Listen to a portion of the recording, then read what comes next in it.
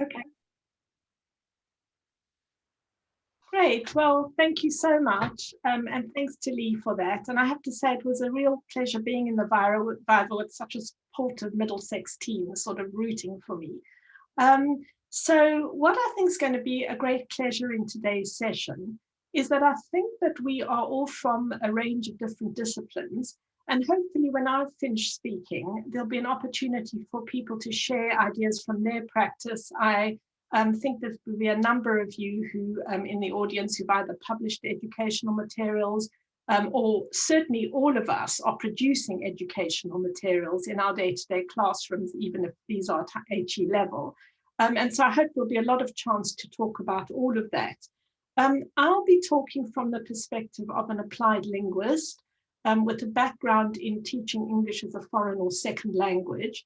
That's very much my disciplinary background. But I hope along the way to be posing questions which will be relevant to everybody, really, if you're working in another area. And I look forward to hearing about other areas and how people are working in those areas. So I'm going to start just by sharing some slides with you, and I will be talking through slides along the way. I hope I'm not, it won't be death by PowerPoint, but it'll be a spur for me to ask you certain questions which might be relevant. And so I'm just going to begin by doing that. Okay, so writing educational resources for publication, how and why. And the thing I want to say at the very beginning is if I slip into talking about materials development, do forgive me. That's the term that's used a lot in English as a foreign language. But what I mean by that is educational resources. And obviously at the moment, those could include multimedia resources where you might be developing videos, you might be developing online materials. In my case, I'll be talking largely about print resources, i.e. books, which have been published and disseminated for students learning English. For me, I think a crucial thing about materials writing is that it is a form of creative writing. Possibly creative writing with a very small c, but nevertheless a form of creative writing. Because it seems to me that what we are doing when we are writing educational materials is that we are taking classroom moments and all the implicit knowledge that we use as educators in the classroom, whether that's working at HE level, whether it's working in primary school classrooms, whether it's working indeed with high-level professionals, we are mentoring to then cascade education, we have a notion of who all those people are. And when we write our materials, we are speaking to them. That's our audience. Those are the people we're writing with. And so it's not about sitting in a silent room and waiting for your muse. It's a form of communication, but it does involve quite a high level of thinking, creativity, and play.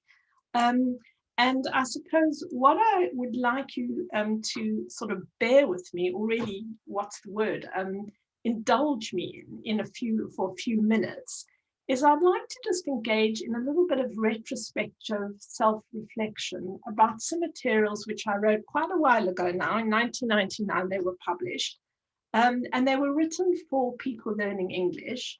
And I'd like you to just imagine yourselves to be a learner of English, teenage level or possibly adult level, in some kind of language learning classroom where you're somewhere in the world, and you're using these materials to improve your English, because that's what the purpose of the materials were.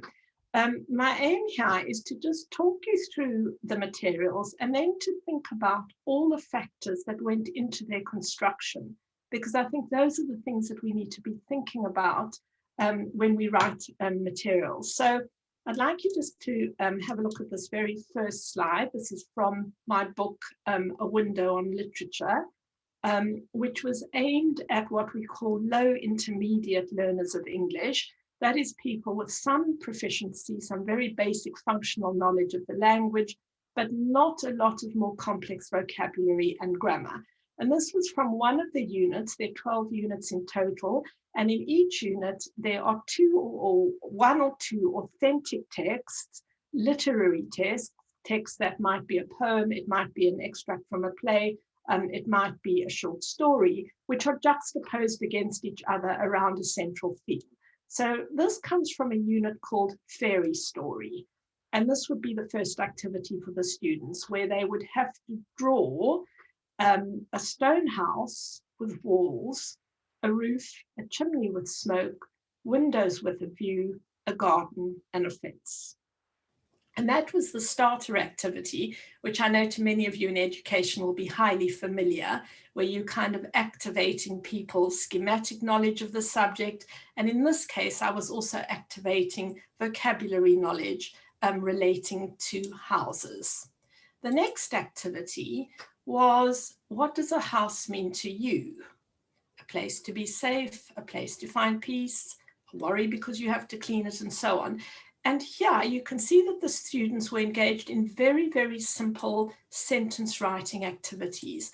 And I say simple because these are learners who do not have a very extended repertoire of English language. They are having to draw on fairly limited resources in completing those sentences. Unlike the first activity, in this one, some sort of associative thinking would be required, some kind of metaphorical thinking possibly, in the sense that the students were thinking about personal meanings that this might have for them. Now, following these two activities, the next one is a poem, which is a translation from Czech. At the time the book was published, I was really thrilled because we had, remember these cassette tapes? We had a cassette tape with all the texts being read in accents which were close to the texts, the speakers of the text. So actually this wasn't read in a Czech accent, it was actually read in a standard British English accent.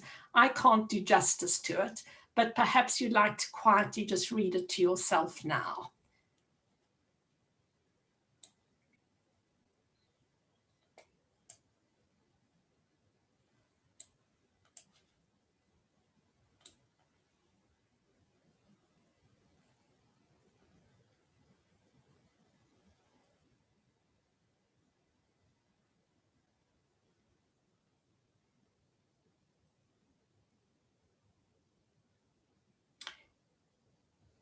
Is that okay? Has everybody had enough of an opportunity to read that?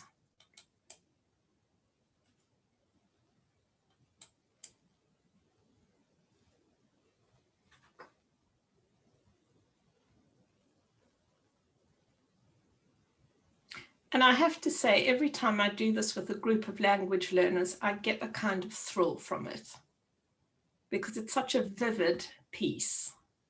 And then a kind of quiet comes over the room as everybody tries to absorb it and take it in.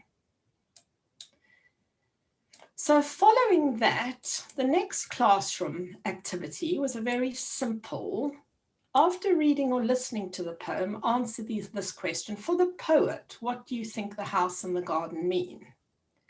And usually in a language learning classroom with students of intermediate level, this is a rather halting answer or response, because students deep inside have a sort of knowledge or an interpretation of the poem, but they may not always have the full linguistic resources to be able to express it. And yet we somehow get some sort of answers out of them. And I would also then follow it up with this activity, which is actually very much focusing on the linguistic elements in the poem. So what do we usually cut out? What do we usually wrap? And so on. And how is the poem, the word used in the poem? Now, for those of you who know linguistics, if you were to do the next thing, which is to cut out an article from a newspaper or to wrap a present, that's what we call collocational knowledge. In other words, what verbs and nouns typically go together. Collocates are normal uses of the language, which are phraseology, where things normally go together. In this case, obviously in the poem, these collocational restrictions have been somehow broken. And what we get instead is something which draws us towards a metaphorical understanding of what the poem might be. So cutting out a bit of sky, wrapping the garden in the sky, and packing them all in a handkerchief and then setting off into the world. Now, obviously, as soon as we enter the zone of metaphor, then we are into the zone of literary interpretation. But for these students who I was dealing with, there is not a lot of language to make complex interpretations. And so this is what the next task was: trying to get them to come up with an interpretation of the meaning of the poem, and yet doing it in a linguistically fairly simple way by simply adding to those lists of bullet points.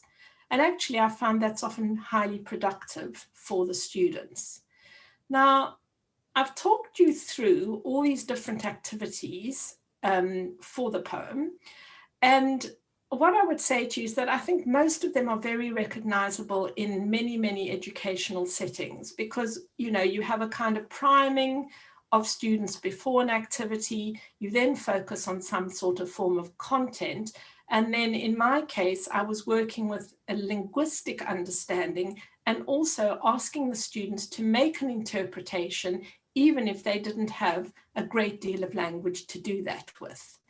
And what I want to pull out of this, which I hope will be of more relevance to all of you working in other areas, is that what I think is very crucial about this are two things. Number one, the notion of context.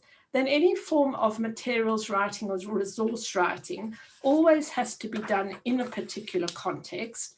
And the other important point, I think, is the question of who the audience or who the addressee or reader, or in this case, user of the materials might be. So I just want to say a little bit about the context for these materials. They began when I was working with a group of Chinese students who were highly sophisticated scientists in China and had arrived in this country to learn English and did not actually speak a word of it. So 3 months into the course, they were able to do very basic functional activities like, you know, going to the supermarket and buying food and managing basic functional language.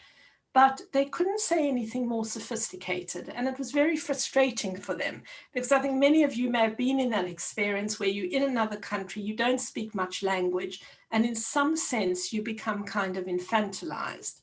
And so what I felt was that if I could utilize literary texts with learners of English at a low level, then this might be a way of helping them to enjoy the hinterland of the language, to make sense and meaning from it, even if their linguistic resources were very limited. And that was the context for how these materials began to be developed. And I think that's important, because I think all forms of educational material writing needs to begin with some form of context which is important to us. And in this regard, I've been very inspired by, you know, the words of Bakhtin, who I know has become you know, something of a seminal figure in all of this. Bakhtin is writing about the novel largely. He's writing about literary discourse. But what he says is that every word of a piece of discourse gives off the scent of a profession, a genre, a party, a particular work. And he emphasizes here the notion of contexts, that all language arises from a context. And I would argue that educational materials all arise from a context. And so with regard to this, I would say that with my Chinese students, the context that I was working in immediately flung me into a form of action. Actually, I need to go back, I think I've missed this. No. Okay. They immediately sort of thrust me into an arena where I was engaged in a form of action learning, because I designed these materials, I took them into the classroom and I tried them out in a very sort of free, spontaneous, non-formal way. And yet I do think that this links nicely with that notion of action learning, that you plan something. My plan was to try and use materials to make life more interesting for these students. I then enacted them in the classroom, observed what they were doing, reflected on them, and then tried to rework the materials so that they could be better used the next time. And I think that this is important when we think about the context, because it's only by trying out things in the context, either in that very loose-leafed way we do as teachers, where we scribble something on the back of an envelope, rush into the room and try it out, or in a more formal way, which is what publishers require us to do, that we are able to experiment with these things. Now, when it comes to the notion of context, I want to focus on three different aspects of context. The one is personal context, the one is the professional or disciplinary context, and the final one is the publishing context. And I'd like to just begin with the personal context. For me, this is something that is often unspoken in publishing and probably in research as well, in the sense that there is always a person behind the writing of the educational resources. For me, the writing of these resources was happening at a time in my life where I was parenting two small children, and I had sort of partially withdrawn from full professional life because I was working freelance rather than working in an institution. And I think one of the strong drivers for me at this time was a kind of feeling that I needed to somehow be visible. And this was a very strong drive for me.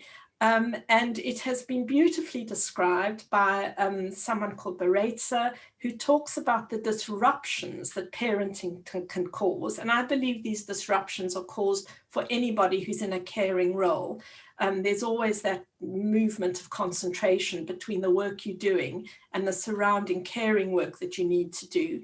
And that kind of interruption can be intensely difficult.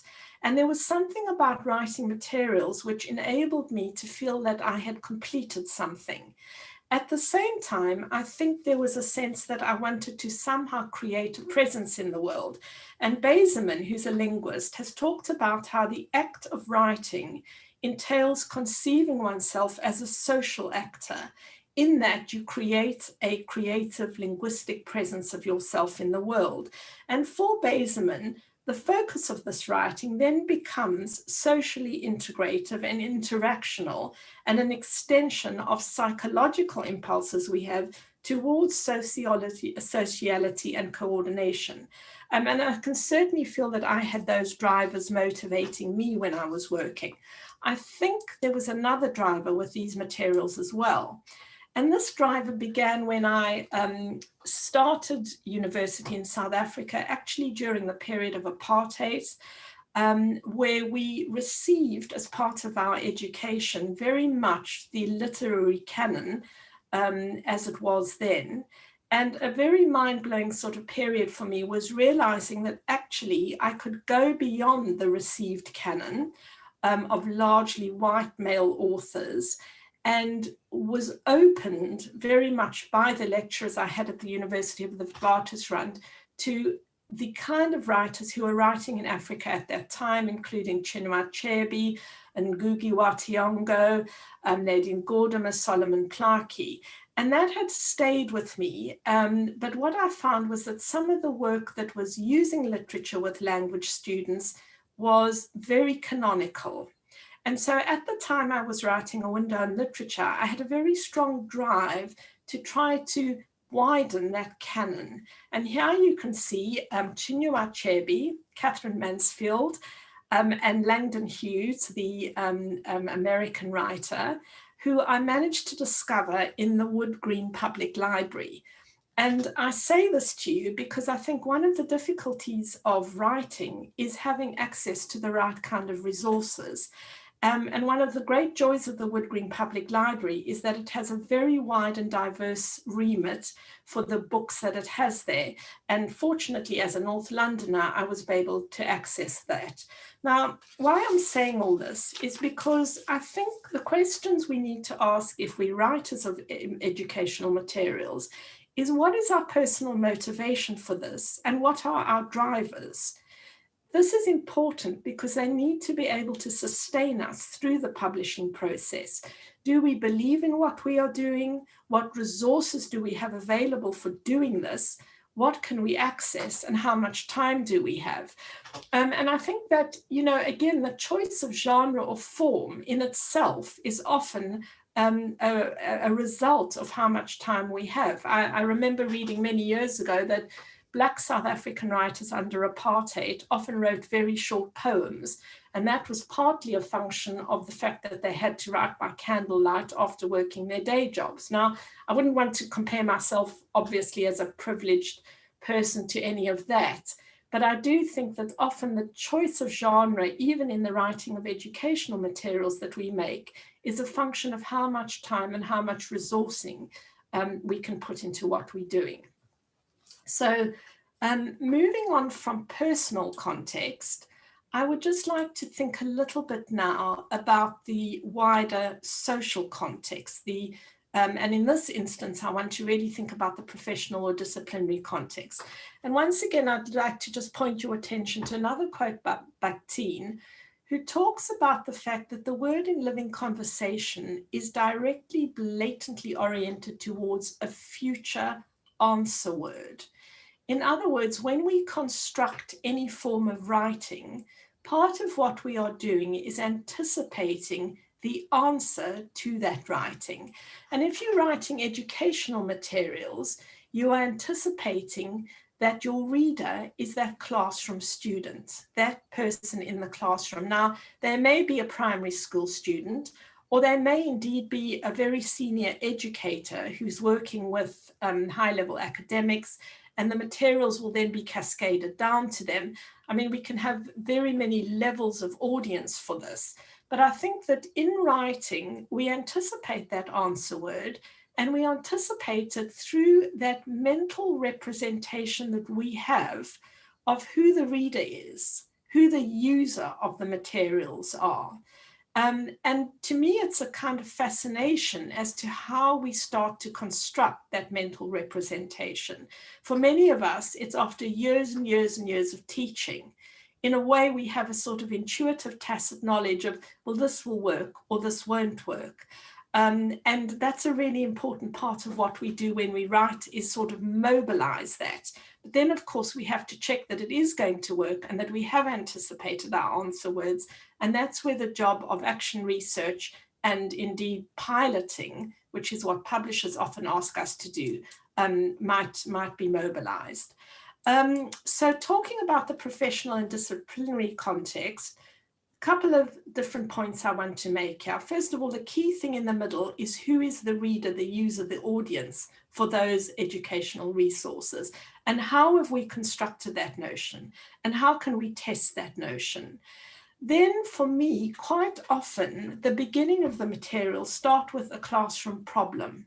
So the problem for me with my Chinese students was that they needed to be satisfied in ways that went beyond the kind of infantile language that they were able to use. They needed to be engaged, they needed to be able to think about language at a much greater, more meaningful level.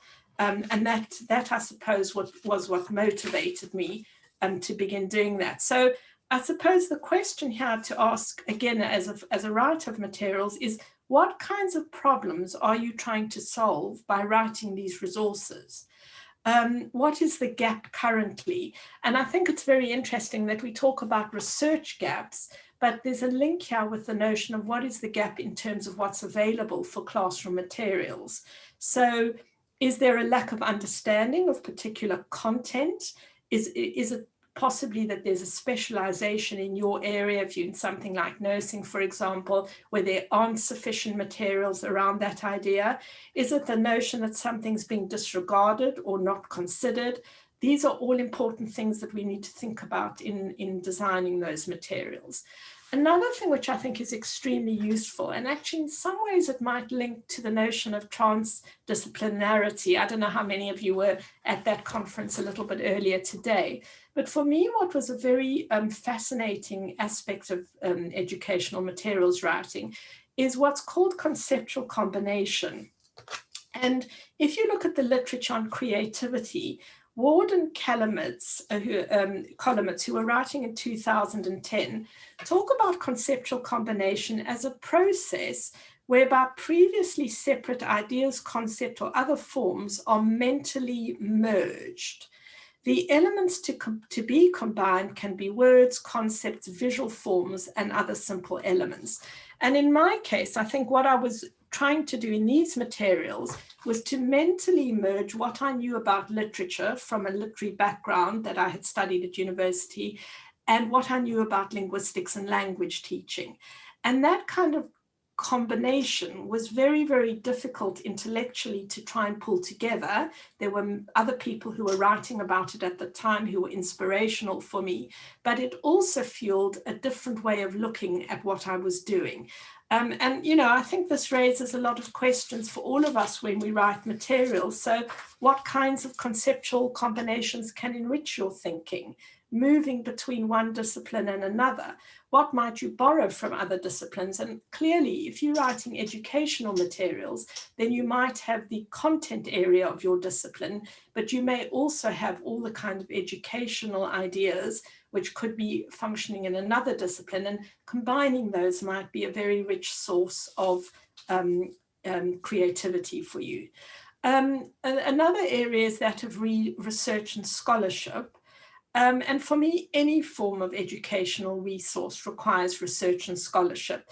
In the materials I've just shown you, I think there were many different layers of this. One was the hours I spent in the Wood Green Library tracking down suitable texts. So there was simply that kind of research. There was also familiarity with literary theory current at the time, and particular sort of post-colonial theories, which, you know, didn't overtly appear in the materials, but certainly informed my thinking. There was also current research in applied linguistics and communicative language teaching. And all the activities I showed you were not particularly original. They were, you know, forms of activity which were current at that time in communicative language teaching, and yet I was trying to use them to look at literary texts. Then there was also the form of action learning I've just spoken about, in which the materials were tested with groups of students. And then finally, in that particular book, I also did a lot of research into the authors of the materials, because each unit included some notes about that. So I think in all forms of educational materials writing, there is research and scholarship. And again, you know, the questions we need to pose are, what kinds of research do we need to do in order to make these materials viable? Is it about the content? Is it pedagogic research as regards the teaching methodology that should inform them? And it may be that you would then be drawing on signature pedagogies in your area of expertise and discipline in order to help with that. I talked a little bit earlier about how the repertoires and activities I was using in the ones I showed you were not particularly original. They were from communicative language teaching. And I think in my area, there's very much this notion of drawing on repertoires when you write materials. So again, in your particular area of expertise, whether that's secondary school teaching or nursing or whatever it might be, there are undoubtedly tasks and activities that are used very commonly in classrooms, and they have become a kind of standard practice. So do you want to draw on those, or do you want to blow them apart and come up with something completely different? Do you want to upend them? In language teaching, for example, there's the notion of task-based learning, where you just throw people into a task with very little guidance. So that would be an example of upending these repertoires. But again, you know, that might be something that one needs to think about in writing. Related to that, I think, are the notion of what sort of principles are we using in our writing? Are these tacit? Are they things we're just doing without knowing why, or rather we're doing intuitively based on that mental representation we have of our user or our reader? Or do we want to make them very explicit as part of the process of writing, as a way of creatively thinking through what we're going to be doing? And then there's very much this question of drafting, piloting, and redrafting. And again, you know, it's interesting that we can phrase it like that, or we could talk about action learning, because in a way they are all part of the same process. So with these particular things that I've just shown you, initially it was a form of action research for me, but eventually when the materials got trialed by a publisher, they were tested by teachers in 10 countries, as well as being peer reviewed. And again, that was then a form of feedback on how, whether they were working or not. So again, you know, questions for all of us would be, how many drafts are you going to need to go through? And there might be many. How much piloting are you able to do? How explicitly can you utilize an action learning cycle to draft and redraft, whether these are working or not? All of these are the kinds of questions that we might be doing when we're thinking about our research. So having talked about the sort of personal context, the professional or disciplinary context, I'd just like to say a few words about the publishing context. And actually, I think at this point, I'm going to stop my screen share and just sort of talk a little bit more directly to all of you. I guess this bit is a bit more of sort of tips and strategies. The materials that I've just shown you were actually the second lot of materials that I wrote for the same publisher. And the first book that I wrote for them I was invited to write it after I had done a lot of work on it by talking about it at conferences. And I suppose the point I want to make here is that, you know, we talk a lot about networking, but actually with publishing, that is a very, very good, important, and maybe small scale starting point. You might want to go directly to a publisher, or you might want to test the water by showing those materials in a public forum with people who have a similar interest or similar speciality. And, you know, clearly what I did was not to go to a conference, and this was all done just sort of intuitively. I had very little understanding of academia at that point. I was a working TEFL teacher. Is the materials were first of all, I talked about them at a conference for the teaching of English as a foreign language, where there were a great many practitioners, and got a lot of sort of interested and positive feedback. Off the back of that, was invited to submit to a journal, and eventually the book emerged. But I think my key message here would be either go directly to a publisher or start small. And the starting small is just getting out there, showing the work to other people, testing the water, getting feedback, trying things out. Once you've done that, then you can start really developing more of a relationship with the publisher. And the key thing for me was that once I had that relationship, I was able to go to them and say, look, I think there's a gap in this market. People are talking about literature as something you can do with foreign language learners, but nobody is looking at whether you can do it with low-level students. In other words, part of the pitching process is saying what is unique or special about your materials. What are they bringing to the discipline? What are they bringing to the publishing industry, which hasn't been done before? And so, you know, that's what I would say as an initial thing to do with the context, is decide what the gap is, decide what you can offer, look at the competition, and look at how convincing you can make your own contribution, because that's what the publishers are likely to be looking at. They want to know, what are you going to be doing that's different from everybody else? In other words, what's the market gap?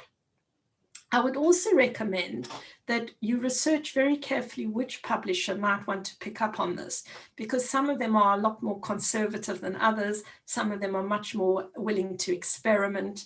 And also, you might want to think about whether it fits into a particular list or series. So in my third book that I wrote, it was a tremendous struggle to find the right, it was with the same publisher, but there was a great deal of discussion about what it should fit into.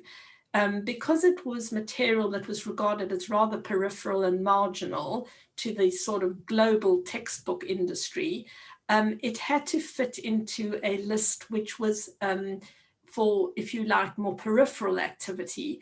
And finally, that was the way in which it got published. So, you know, another recommendation I would say is when you're thinking about publishers, look at the different lists and series they've got and see where your work might be able to fit into that. Once the proposal has been accepted, and quite often what happens is you'll be asked to write an initial proposal or outline of the entire book, not in detail, but what the different contents might be, with a couple of units or chapters. Then the process of peer feedback goes ahead. And I would say here that we have to be robust and we have to be prepared to take feedback, especially if materials are being piloted. And this sometimes becomes a very complex process of navigation. I've had books rejected where the feedback was absolutely terrible. And clearly people felt there wasn't any gap in the market, or that what I was doing was really old-fashioned and uninteresting and so on. And it's very disappointing when that happens. But, looking back on it retrospectively, I think actually it was for the best. So, one has to have a fairly robust, as we do with publishing academic materials. However, what I would also say to you is be prepared to compromise, but know your bottom lines. So if you have a strong ethical commitment to a particular form of learning for your students or content, and you feel that that really, really is what you are wanting to do this for, then if that publisher doesn't accept it, I would say go and try with another one, self-publish. There are all sorts of ways now in which we can disseminate our materials. If you are being published with a publisher, make sure that you have a contract. Unbelievably, sometimes you can be led down the garden path for quite a way before a contract emerges. And be very realistic about time frames in terms of how long things are going to take. Also, look at the detail. So, for example, in the kinds of books that I've been writing, there have always been a large number of permissions, that is, texts by other people, which have formed the basis for my materials. And I would just say to you that, that needs to go in your contract early on. Otherwise, you might suddenly find that you're liable for that. There is the Society of Authors, who are absolutely brilliant at giving advice about the kind of contractual obligations around all of this. And I did once get into a bit of a dispute with the publisher about something, and the Society of Authors were really helpful in allowing me to talk to the legal department and just figure out what my rights might be with all of that. The final point that I just want to make about this is that with book publishing now, it's quite complicated because everybody wants to put your book for free on the internet. And, you may feel absolutely fine about open source material, but if you're doing this freelance, it's very difficult to protect your copyright. And I don't really have any answers to that. And maybe that's something we can discuss later. If you're in an academic job and you're being paid and this is part of your job, you may not have strong feelings about this. But for many freelance materials writers, that is a big issue. Their hours and hours of work, the only rewards they might be getting are through royalties. And, that can all be lost with free online materials. Two final points I want to make just before I hand over to all of you, I hope. And I'm once again just going to share my screen here. This was just a sort of summary of some of my ideas about the publishing process. I think any form of working with a publisher involves inevitable compromises. So within my area of applied linguistics, there's been quite a little bit that's been written about this. First of all, thinking about what those compromises involve, all the different stakeholders that are involved. And I know some of you here today who've written educational resources, will have had to deal with many different stakeholders. If you are publishing for an organization, then you might be, the stakeholders might be the organization, what their remit is, plus all the people that they want to reach through the materials.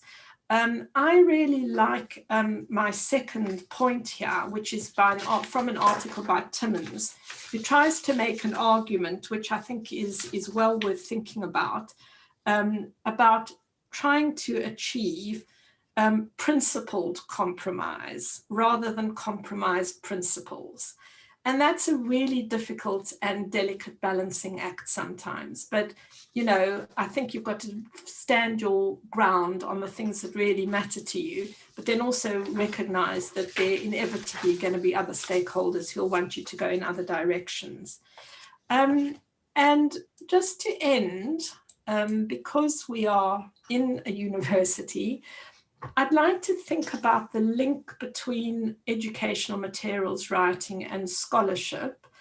And Boyer in 1990, thinking about the way in which academia was becoming extremely research focused, talked about the need to have discovery, integration, application, and teaching as all part of the work of the academic.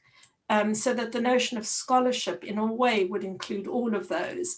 And Fung, Dilly Fung, who works at UCL, has talked about, has taken Boyer's ideas and talked about how they discover new knowledge, they integrate different areas of knowledge. So I would say that in all the books that I've written, new knowledge has been discovered in bringing together different areas of knowledge, whether that might be linguistics with literary work, whether it might be literary work with educational material, or so on.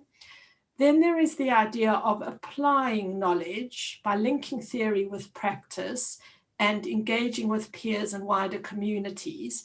And I believe that educational materials are there to engage with a wider community. By writing them, we are engaging with the community of our students or our pupils, whoever those may be. And finally, in doing so, we are not only developing disciplinary knowledge for ourselves, but we are also investigating the wider principles and practices of education. And so I really think that educational resources are more than just sitting down and thinking about, what do I want my students to do? They do have links with scholarship. And for all of us practitioners working in this area, that is an argument that I'd want to advance. So I think at this point I'm going to stop. And, very happy to answer questions, or I would love to hear from those of you who've written educational materials, whether anything of what I'm saying resonates with you, what you'd like to add to it, any questions, and so on.